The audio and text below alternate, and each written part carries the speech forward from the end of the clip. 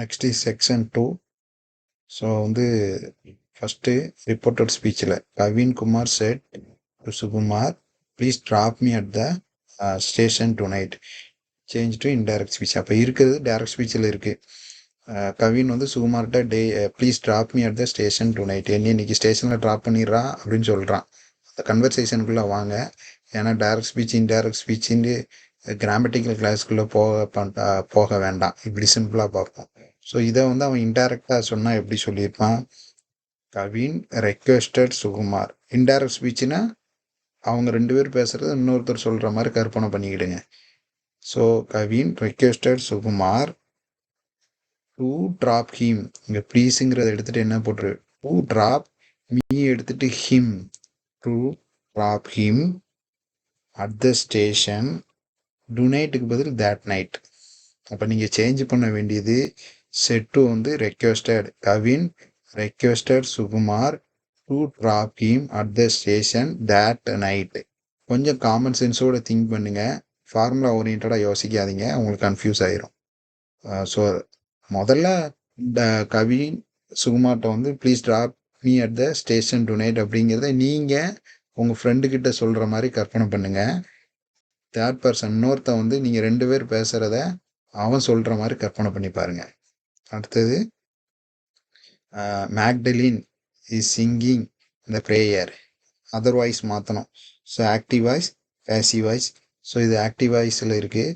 Magdalene is singing the prayer, பாடிக்கொண்டிருக்கிறார். மேக்டலின் தான் பாடிக்கொண்டிருக்கிறார். அப்போ என்ன சொன்னேன், இந்த லாஸ்ட் உள்ளது ஃபர்ஸ்டில் கொண்டு வரணும். இந்த ப்ரேயர் இஸ், ஸோ கண்டினியூஸ் வந்திருக்கனால being sung by Magdalene. Continuous எப்படி வந்திருக்கு இல்லையா, அதனால இந்த ப்ரேயர் இஸ் பீயிங், இந்த சிங்கிங்கிறது சங், எஸ்யூஎன்ஜி சங்குன்னு மாறிடும். சங்கு ஞாபகம், சங் பை மேக்டலின். அதர்வைஸில் மாற்றும் போது கண்டிப்பாக, அதாவது பேசிவ் வாய்ஸில் மாற்றும் போது பை போட்டு எழுதணும். Next having resign his job he started a political party. So complex சென்டென்ஸாக மாற்றணும். So complex, simple compound complex பெருசாக இருக்கிற மாதிரி இருக்கும். நீங்கள் காமனாக யோசிங்க. இப்போ என்ன அர்த்தம்? Having resign his job he started a political party. அவன் ஜாப்பை ரிசைன் பண்ணிட்டான், அதே நேரத்தில் ஒரு பொலிட்டிக்கல் பார்ட்டியும் ஸ்டார்ட் பண்ணிட்டான் அப்படின்ட்டு. அப்போ நீ என்ன எழுதணும்? இந்த ஹேவிங்கை ஆஃப்டர் ஹி ஹேட், ஆஃப்டர் மட்டும் சேர்க்குறீங்க. ஆஃப்டர் ஹி ஹேடுன்னு வருது. ஆஃப்டர் ஹி ஹேட் ரிசைன் அப்படி தான் இருக்குது. Resign his job.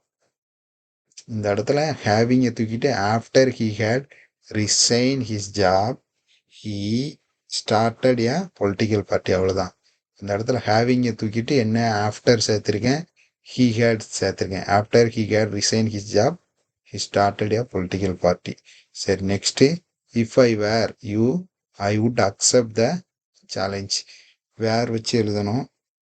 Where I you, if I were you இருக்கு இல்லையா, வேர் ஐ யூ இந்த இடத்துல மாத்திரம் ஃபஸ்ட்டு வேரில் ஸ்டார்ட் ஆகுதான். Were I you I would accept the challenge. அவ்வளோதான், ரொம்ப சிம்பிள். இஃப் ஐ வேருங்கிறத வேர் ஐன்னு மாற்றிருக்கேன்.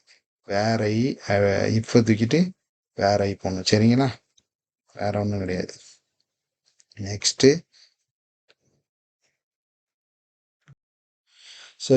ரெஃபரன்ஸ் டு த கான்டெக்ஸ்ட், அதாவது போயம் லைன் கொடுத்துருப்பாங்க. ஸோ அதை வச்சு நீங்கள் எழுதணும். அந்த 2 லைனுக்குரிய அர்த்தத்தை எழுதணும், அதுதான் விஷயம். இப்போ 2 லைன் கொடுத்துருக்காங்க. Is this belief from heaven to sent if such a nature holy plan. So இது போயம் இன் ஏர்லி ஸ்ப்ரிங் அந்த போயத்தில் இருந்து தான் வந்திருக்கு. அப்போ என்ன எழுதணும்? This passage is taken from in early spring written by William Wordsworth. அப்படி எழுதிட்டு எக்ஸ்பிளனேஷன், இந்த 2க்குரிய மீனிங் எழுதணும். அந்த மீனிங் என்ன அப்படின்னா, ஸோ இந்த 2 லைனுக்கு அர்த்தம், நம்ம இயற்கைக்கு நடுவே இருந்தால் சொர்க்கத்தில் இருக்கிற மாதிரி ஒரு ஃபீலிங்காக இருக்கும் அப்படின்னு போயட்டை நம்புறாரு. அதான் இந்த 2 லைனுக்குரிய அர்த்தம்.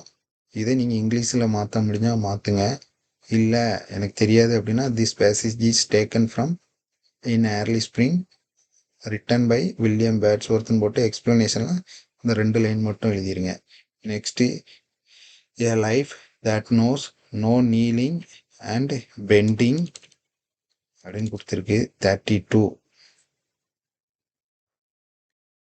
So a life that knows no kneeling and bending. So இது Everest is not the only peak poem. Author வந்து ஸோ விசி குழந்தைசாமி தான். ஸோ நீங்கள் என்ன பண்ணலாம், this passage is taken from Everest is not the only peak and written by Kuzhandaisamy அப்படின்னு போட்டுங்க. உங்களுக்கு initial ஞாபகம் வரலன்னா குழந்தைசாமி, இனிஷியல் ஞாபகம் வந்துன்னா விசி குழந்தைசாமி, விசிகே ஞாபகம் வச்சுக்கிடுங்க, விசி குழந்தைசாமி. இந்த லைனுக்கு என்ன அர்த்தம்னு கேட்டிங்கன்னா, நம்ம லைஃப்பில் யார் முன்னாடியும் நிற்கக்கூடாது, காசுக்காகவும் பொருளுக்காகவும் யார் முன்னாடியும் நிற்கக்கூடாது அப்படிங்கிறது தான். சரிங்களா? So poem once upon a time, author name வந்து கேப்ரியல் ஒக்காரா. ஸோ இதில் குட் ரிட்டன்ஸ் அப்படிங்கிறது ஆக்சிமோரான், குட்டு பேடுன்னு வரும், குட்டு பேட். இது போயட்டோடைய பாஸ்ட் எக்ஸ்பீரியன்ஸை தான் இந்த 2 லைன்லையுமே இருக்குது. சரியா? அதுக்கு பாய் சொல்லி அவர் திங்க் பண்ணுற மாதிரி இந்த 2 லைனில் இருக்குது. நம்ம சின்ன வயசில் எவ்வளோ சந்தோஷமாக இருப்போம் இல்லையா, அதுக்கு முடிவு கட்டுற மாதிரி வேலைக்கு போக வேண்டிய ஒரு சூழ்நிலை வந்தால் நம்ம ஒரு ஃபீலிங்கில் இருப்போம். அந்த மாதிரி ஒரு ஃபீலிங் தான் இந்த 2 லைனில் இருக்குது. நீங்கள் எதுவுமே தெரியல அப்படின்னா this line taken from Once Upon a Time written by Gabriel Okara, explanation போட்டு இந்த 2 லைன் எழுதிடுங்க. சரிங்களா?